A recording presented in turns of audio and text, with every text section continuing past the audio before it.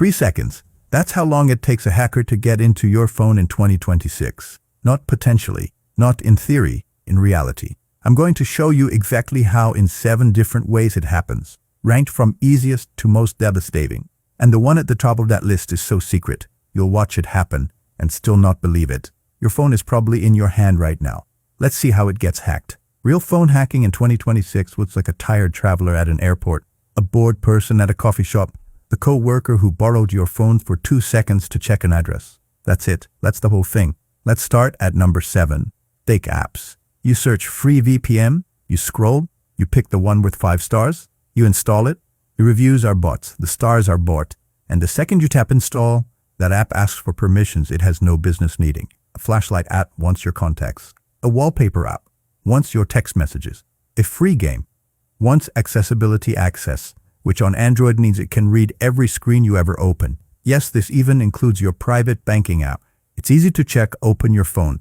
Go to app permissions. Look, if you found something you did, you're not alone. You're average. That's the scary part. The average phone has 11 apps with permissions they don't need. 11 open doors. 11 separate companies you've handed pieces of your life to without realizing. That was the easy one. Quick disclaimer, everything in this video is for educational and defensive purposes only. The goal is to help you understand how attackers think, so you can protect yourself and your stuff. Don't run any of this on people, devices, or networks you don't own, or have explicit permission to test. Number 6. Public chargers. You're at the airport. Your phone's at 6%. There's a USB port right there. You plug in. Crisis averted. Except this. That cable? $8. Amazon.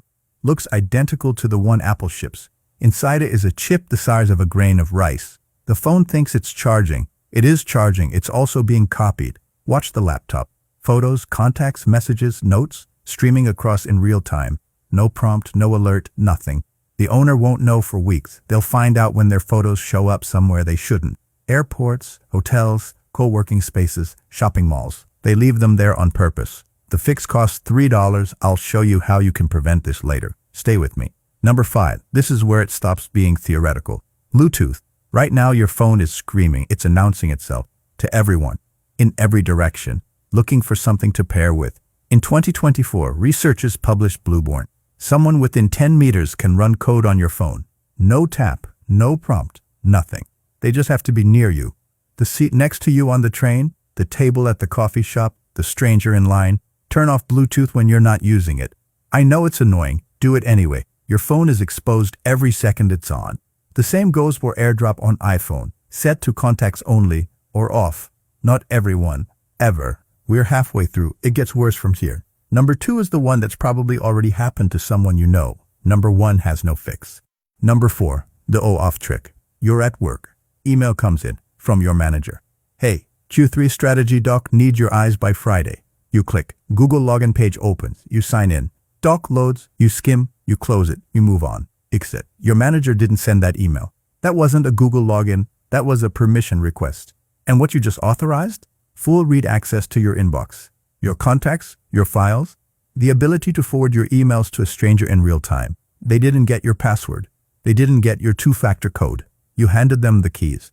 And you'll never get a new login alert because technically, nothing logged in. They'll sit in your account for months, reading, forwarding, waiting for the right wire transfer, the right resettling, the right moment. Companies have lost millions to this exact attack. Not because the hacker was clever, but because nobody on the team thought to check the third-party app permissions. Open your Google account right now. Security tab. Your connections to third-party apps. Look at the list. Anything you don't recognize, kill it. Then do the same for Apple. Settings. Sign in with Apple. Same drill. Number 3. SIM swap. This one is destroying lives. Someone calls your mobile carrier. They have your name, your address, the last 4 digits of a card from a breach you don't even remember. Hi, I lost my phone. Can you transfer my number to this new SIM? The agent does it. Your phone goes to no service. Theirs lights up. Every text, every 2-factor code. Your bank, your your crypto wallet. By the time you've called your carrier to figure out why your phone died, your accounts are empty. This isn't rare. The FBI logged over 1,000 reported SIM swap cases last year alone. Total losses, $68 million. And those are just the ones that got reported. The fix? 1 phone call. Tell your carrier you want to port out PIN on your account. 5 minutes. After that, nobody can transfer your number without it. Switch any account using SMS for two-factor over to an authenticator app, Google Authenticator, Authy, whatever, and never look back. Number 2. Stalk aware. Someone gets 5 minutes alone with your unlocked phone. That's the whole attack. 5 minutes. They install an app. You'll never see it. No icon, no notification, no trace on the home screen. From that moment, every message you send, every call you make, every photo you take, every word your microphone picks up, even when the phone is in your pocket, streamed, lived, to a dashboard they open whenever they want. Your location, refreshed every 6 seconds. Your screen, mirrored in real time. Your keystrokes, your passwords, the notes you write to yourself. Battery draining a little faster than usual. Phone running warm when you're not using it.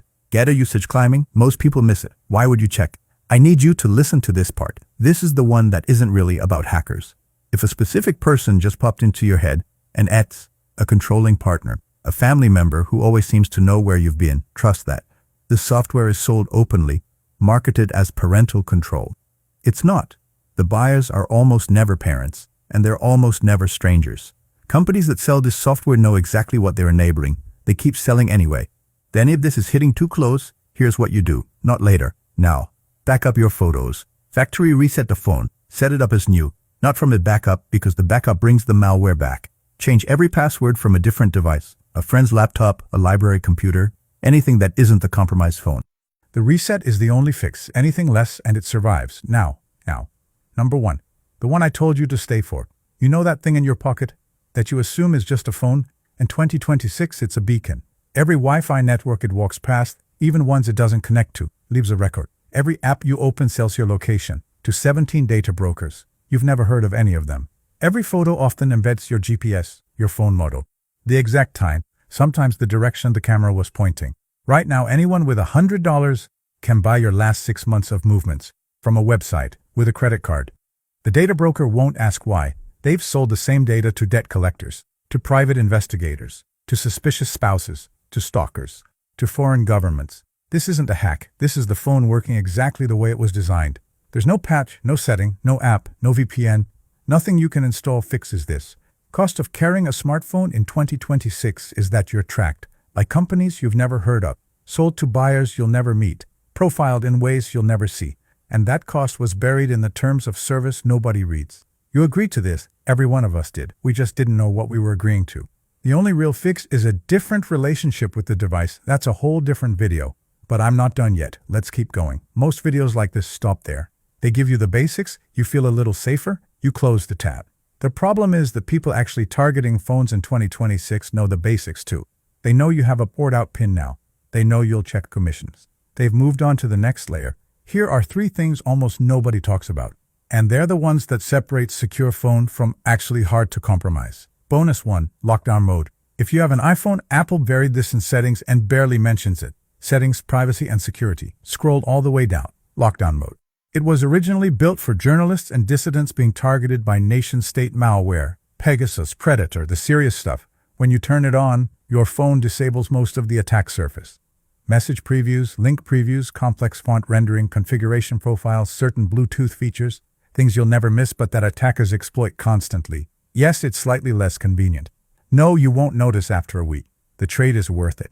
For Android, the closest equivalent is Graphene OS, a hardened version of Android designed by security researchers, free, runs on Pixel phones. If you're serious, that's the move. Bonus 2, the throwaway number. Stop giving out your real phone number. Sign up for any service, a delivery app, a form, a gym, a dating app, win a free iPhone landing page, and use a number that isn't yours. Google Voice, MySudo, Hushed. Each one gives you a real working phone number you can hand out that forwards to your real phone, that you can throw away the second it gets sold or leaked. Here's why this matters. Your phone number is the master key to most of your accounts. Every breach that includes phone numbers, and there have been hundreds, beats the SIM swap industry, the stalkerware industry, and the spam call industry. Every form you filled out with your real number for the last decade is a piece of that puzzle. Take your real number out of circulation. Use a burner for everything except your bank, your family, and your closest people. Fake apps, public chargers, Bluetooth, OAuth, SIM swap, stalkerware,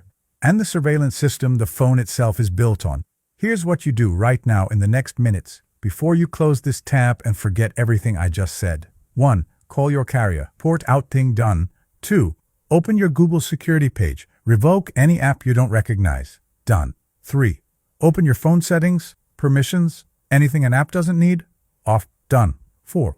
Buy a $3 USB data blocker. Throw it in your bag. Done. 4 things. A couple of minutes. You'll be ahead of 95% of phone users on this planet.